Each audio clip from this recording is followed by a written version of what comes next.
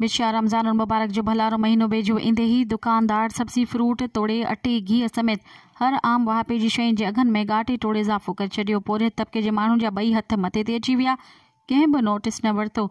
आलू 80 रुपया किलो, टमाटा 200 रुपया किलो, बसर 300 रुपया किलो, भिंडी 250 रुपया किलो ऐं ॿियनि खाधे पीते जी शयुनि जे अघनि में इज़ाफ़ो करे छॾियो। रमज़ान मुबारक जे पाक मुक़दस महीने जी शुरूआति अॻे ई दुकानदार कासाई बणिजी विया।